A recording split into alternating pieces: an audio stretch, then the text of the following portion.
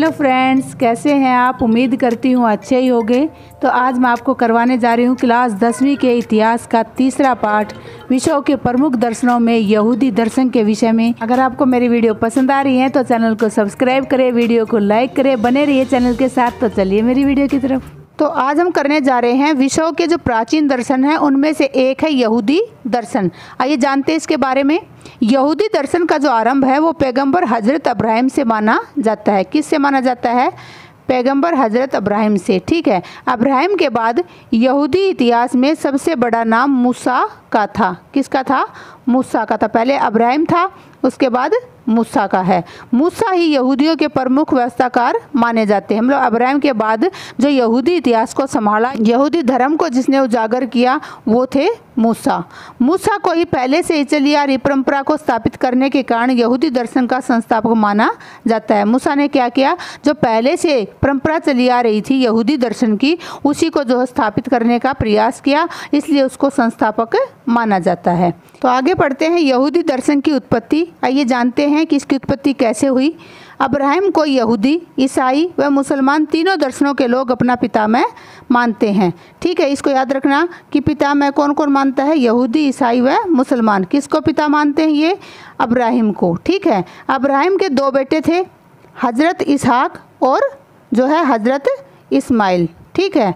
अब देखिए आगे क्या है कि अब्राहिम के पोते का नाम याकूब था, याकूब के बेटे का नाम यहूदा था और यहूदा के नाम पर ही उनके वंशज यहूदी कहलाई तथा उनका दर्शन यहूदी दर्शन कहलाया। अब देखिए इसमें उनके दो बेटों का नाम दिया गया है और इसमें बताया गया कि जो अब्राहिम का पोता था उसका नाम याकूब था और इसका जो बेटा था उसका नाम यहूदा था और इसी के नाम पर जो है ये यहूदी दर्शन कहलाया।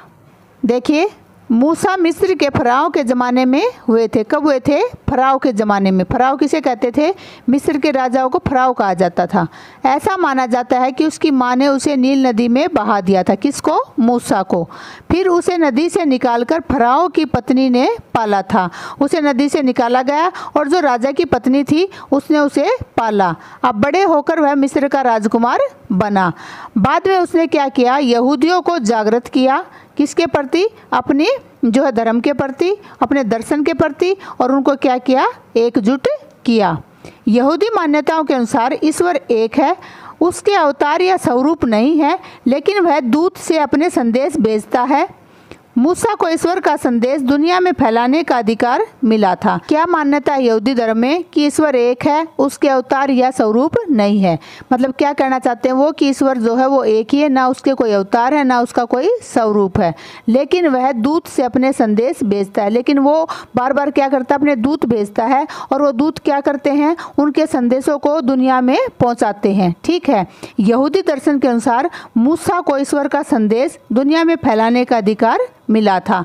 क्या कहा है कि जो यहूदी दर्शन है उसमें मूसा को ये अधिकार दिया था। कौन सा अधिकार? दूत बनकर सारे जो ईश्वर के संदेश हैं वो दुनिया में फैलाने का अधिकार। आगे है यहूदी ग्रंथ तनख इब्रानी हिब्रू भाषा में लिखा गया है। ठीक है। कौन सी भाषा में लिखा गया?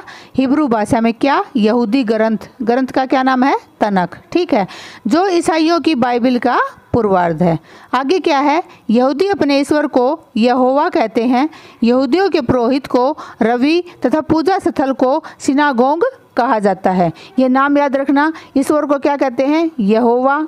यहूदियों के पुरोहित को क्या कहते हैं? रबी। और पूजा स्थल को क्या कहते हैं? सिनागोग कहते हैं। आइए अब जान लेते हैं यहूदी दर्शन की शिक्षाएं। शिक्षाओं में क्या लिखा है कि मैं स्वामी हूँ, तेरा ईश्वर तुझे दासता से मुक्त करने वाला है। ठीक है।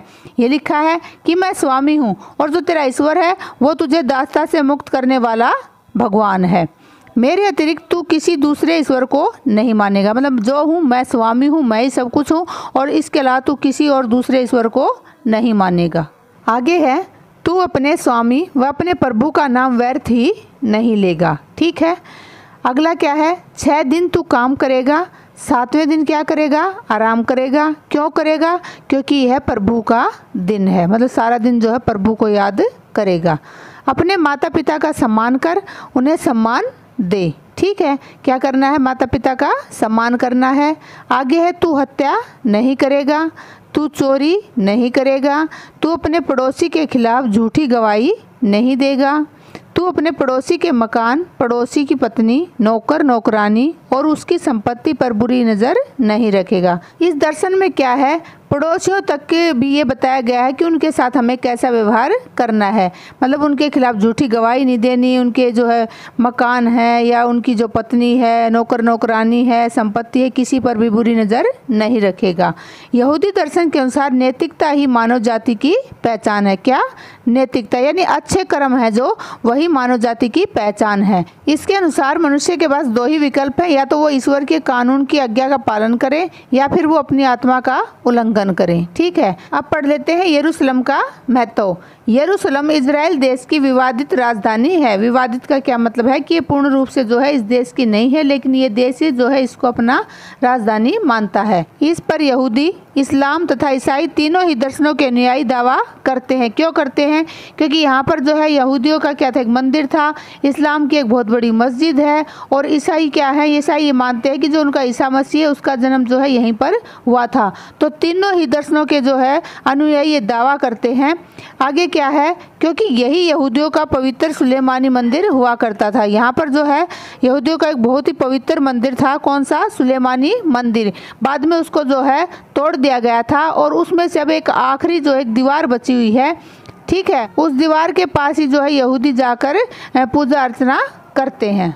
यही शहर, यही कौन सा? यरूशलेम ईसा मसीह व हज़रत मोहम्मद की कर्म भूमि रहा, लेकिन वास्तव में यरूशलेम प्राचीन यहूदी राज्य का केंद्र और राजधानी रहा। क्या रहा? प्राचीन यहूदियों का राज्य का केंद्र और राजधानी रहा है। यहीं पर जो है मूसा ने यहूदियों को धार्मिक शिक्षा दी थी। ठीक है, मैं पहले ही बता चुकी हूँ कि वहाँ पर यरूशलेम पर तीनों ही दर्शन जो है दावा करते हैं। अब देखिए भारत में जो यहूदी हैं वो क्या हैं कि भारत में यहूदियों ने केरल के मालाबार तट पर प्रवेश किया था। कहाँ किया था? केरल के मालाबार तट पर। अतिथि प्रिय हिंदू राजा ने यहूदी नेता जोसेफ को उपाधि और जागीर प्रदान की थी। ठीक है, ये जो हिंदू राजा है ये अतिथियों को बहुत मानते थे, और उन्होंने जो यहूदी नेता थे जोसेफ, उसको जो है उपाधि भी दी थी और जागीर भी प्रदान की थी। यहूदी कश्मीर व पूर्वोत्तर राज्यों में भी बसे हुए हैं। ठीक है, यहूदी कहाँ बसे हुए हैं? कश्मीर और पूर्वोत्तर राज्यों में बसे हुए हैं। थैंक यू मेरी वीडियो देखने के लिए। अगर आपको मेरी वीडियो पसंद आ रही है तो चैनल को सब्सक्राइब करें, वीडियो को लाइक करें, बने रहिए चैनल के साथ। मिलती हूँ अगली वीडियो में। Bye bye, take care.